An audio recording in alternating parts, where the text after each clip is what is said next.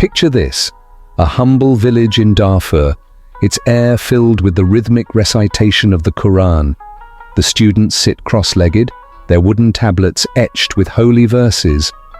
At the center of this serene scene stands Sheikh Abdullah Al-Sihini, a man of unwavering faith, whose journey would soon shift from teaching scripture to leading an armed rebellion. But how does a teacher become a revolutionary?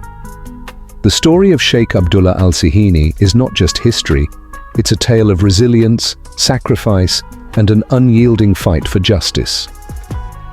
From 1921 to 1923, his uprising against British colonial rule shook Darfur to its core, and it all began with an unthinkable insult.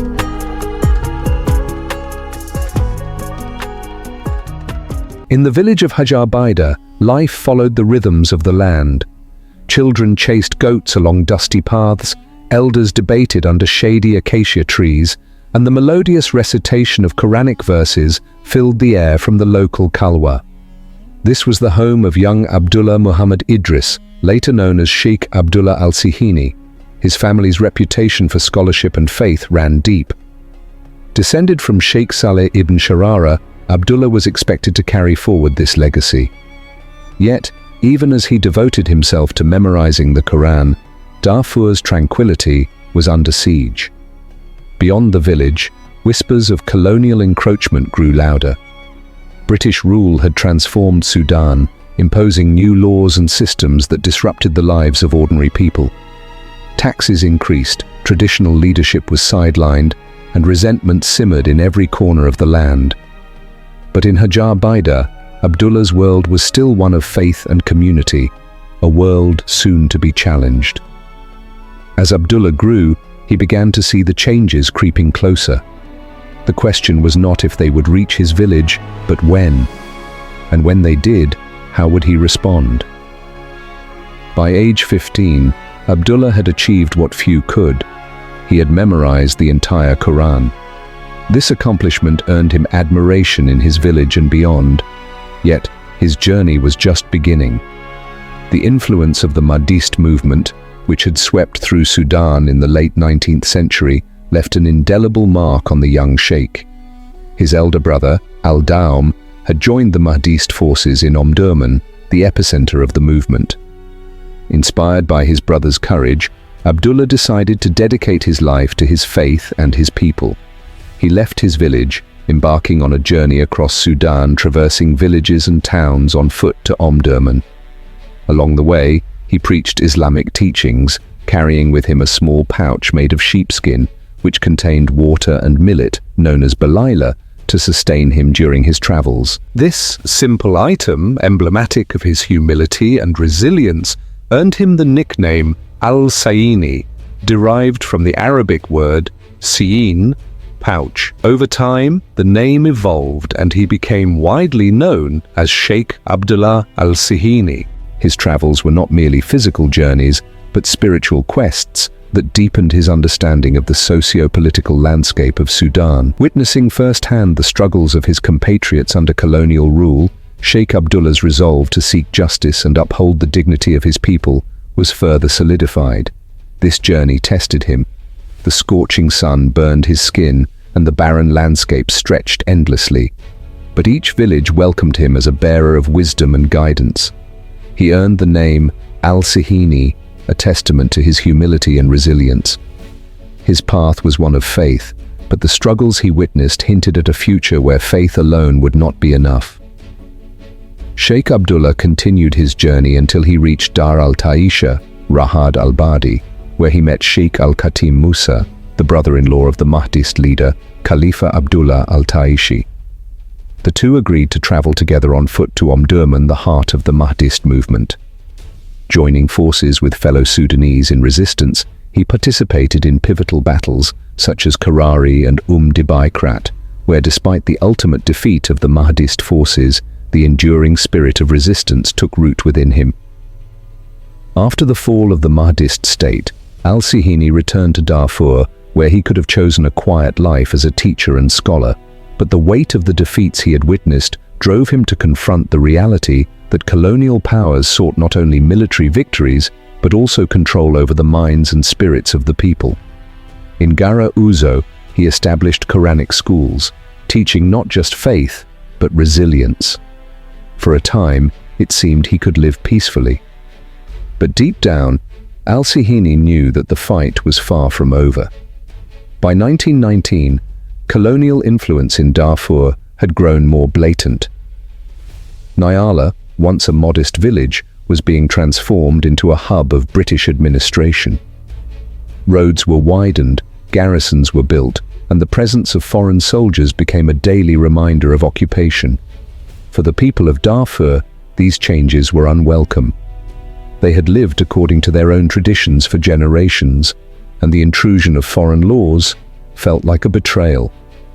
Al-Sihini saw this discontent brewing and understood its potential. This, however, was not a time for open defiance. Al-Sihini remained focused on his Quranic schools, knowing that knowledge was the foundation of resistance. But even as he taught, he sensed the tension rising. How long, he wondered, before the people of Darfur would demand more than words? In 1919, British Inspector McLean embarked on an administrative tour of South Darfur. Upon arriving in Gara Uzo, he visited Sheikh Al-Sihini's Kalwa, where the sheikh and his students were reciting the Quran. Without respect for the people's traditions, cultures, and religion, the English officer stood arrogantly, shouting loudly as he asked for directions to the chief's residence. However, no one responded or paid attention to his call, as the students were deeply engrossed in what they considered far more important, reciting the Quran. Frustrated, the man approached the nearest students, snatched the wooden tablets from their hands, and threw them to the ground in anger. He then placed his foot on the tablets and shouted, "I am talking to you, you Negroes. Can't you hear me?" Known for their colonial mindset, the British considered themselves a superior class of humanity, viewing other nations, especially African ones, as lesser beings. At this moment, the sound of Quranic recitation ceased. Sheikh Abdullah Muhammad Idris Al-Sihini, the head of the school, rose in indignation at what he perceived as an insult to his sacred beliefs and a desecration of his land. He addressed his students with two famous declarations. "The time for learning the Quran is over. It is time for jihad against the infidels." He added, "We shall either live with honor or die with honor." In that moment, the peaceful scholar became a revolutionary leader. His words spread like wildfire, igniting a movement that would challenge colonial rule. This act of disrespect deeply angered Sheikh Al-Sihini. It was a turning point in his life, transforming him from a teacher into a leader of resistance. He declared jihad against the British and began rallying support from fellow scholars and community leaders, including Sheikh Ibrahim Adam, Sheikh Osman Abdu, and others. Al-Sihini's declaration resonated far beyond his Kalwa. Tribal leaders, scholars and farmers alike rallied to his side. His call for jihad was not just a call to arms, it was a call to reclaim dignity and identity. Sheikh Al-Sihini's call for jihad resonated deeply within the community. Tribal leaders and scholars pledged their allegiance to the cause, understanding the necessity of resistance. However, not everyone supported his decision.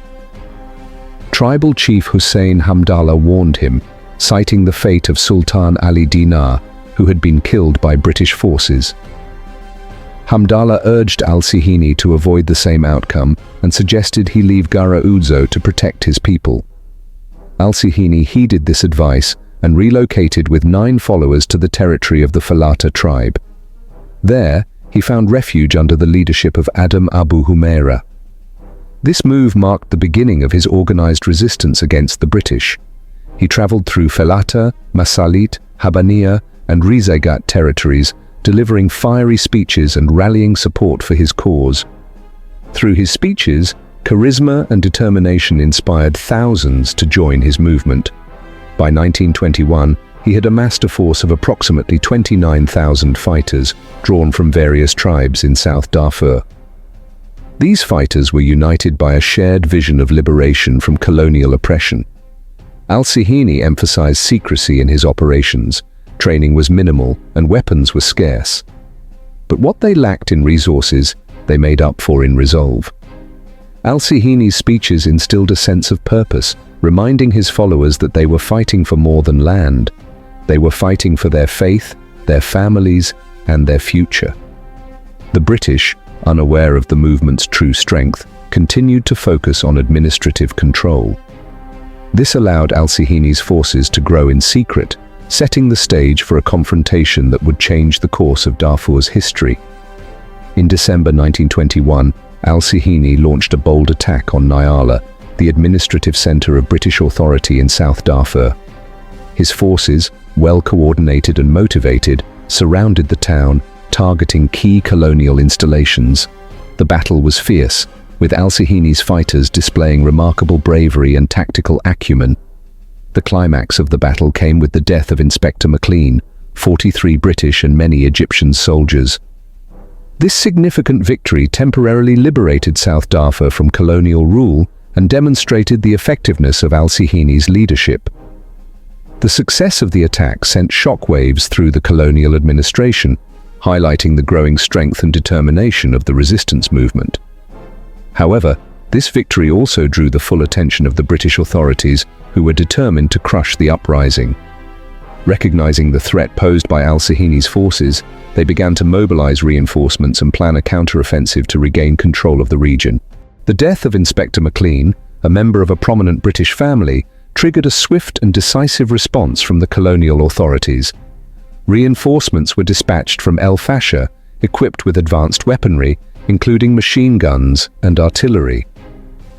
In early 1922, these forces engaged Al-Sihini's army in a series of brutal battles near Nyala. Despite their determination and bravery, Al-Sihini's forces suffered heavy losses due to the British's superior firepower. Approximately 600 fighters were killed, and Al-Sihini himself was wounded. The resistance was forced to retreat into the forests, where they continued to evade capture and engage in guerrilla tactics against the British forces. The British administration, determined to quell the uprising, implemented harsh measures against the local population. Villages suspected of harboring rebels were burned, and collective punishments were imposed on communities believed to support the resistance. These actions further alienated the local population and fueled resentment against the colonial authorities. Al-Sihini's efforts were ultimately undermined by betrayal from within. Local chief Dud Nur al-Din, tempted by promises of wealth and power, revealed Al-Sihini's location to the British. The wounded leader was captured in the forests of Jogana Zaga and taken to Nyala under heavy guard. On October 4, 1922, Sheikh Abdullah Al-Sihini was executed by hanging. His death marked the end of organized resistance in Darfur, but his legacy as a symbol of defiance lived on. His followers, though disheartened, continued to resist in smaller, fragmented groups, keeping the spirit of the uprising alive. The British authorities, seeking to make an example of Al-Sihini, displayed his body publicly to deter further resistance. However, this act only served to solidify his status as a martyr in the eyes of the local population, inspiring future generations to continue the struggle for independence. The British wasted no time in asserting dominance after Sheikh Al-Sihini's capture. His death was meant to send a message: resistance would not be tolerated. Villages that had supported the rebellion were targeted with ruthless efficiency. Homes were burned to the ground, livestock confiscated, and entire communities displaced. The British forces carried out public executions of captured rebels, their bodies displayed as a warning. The goal was clear: to instill fear so deep that no one would dare rise again. But instead of extinguishing the spirit of resistance, these actions deepened resentment. In quiet whispers, villagers spoke of Sheikh Al-Sihini's bravery. His name became a symbol of dignity and defiance. Meanwhile, the remnants of Al-Sihini's forces scattered across Darfur. Though fragmented, they carried the memory of their leader and the cause he died for. By the end of 1922, the rebellion had been crushed, but its embers continued to glow, waiting for the right moment to reignite. Sheikh Abdullah Al-Sihini's uprising was more than a military campaign. It was a deeply spiritual movement. At its core was the belief that faith and honor were inseparable. Al-Sihini's Quranic schools weren't just places of learning, they were symbols of cultural preservation and resistance. The desecration of the Quranic boards was not merely an insult to religion, it was an assault on the identity of the people of Darfur. Al-Sihini's declaration of jihad wasn't just about avenging this act, it was about restoring the dignity that had been stripped away. For his followers, Al-Sihini embodied the ideal of a leader who placed his people's honor above his own life. Even in defeat, his unwavering commitment to justice inspired those who witnessed his sacrifice. Though Sheikh Al-Sihini's uprising ended in 1922, its impact reverberated across Sudan. His fight was one of many that contributed to the growing national consciousness. In the decades that followed, other leaders and movements would draw inspiration from his struggle. The memory of Al-Sihini's rebellion paved the way for groups like the White Flag League, a nationalist organization that would play a key role in Sudan's eventual independence in 1956. His story became a touchstone for those who sought to challenge oppression, proving that even in the face of overwhelming odds, resistance was possible. Yet, his contributions remain underrepresented in Sudan's official history. Why, many ask, is his legacy not celebrated more prominently? The answer may lie in the complexities of colonial narratives, which sought to erase figures like Al-Sihini from the public memory. History is not just about dates and battles, it's about the stories we choose to tell. Sheikh Abdullah Al-Sihini's story is one that deserves to be told, not just in Sudan, but across the world. His life exemplifies the universal values of courage, faith, and the pursuit of justice.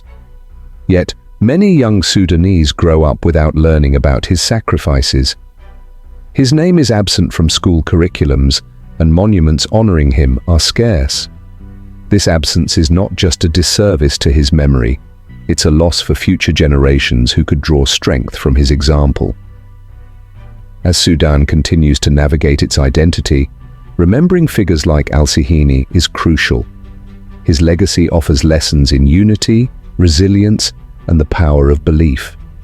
By honoring him, we honor the countless others who fought and sacrificed for the freedom we enjoy today.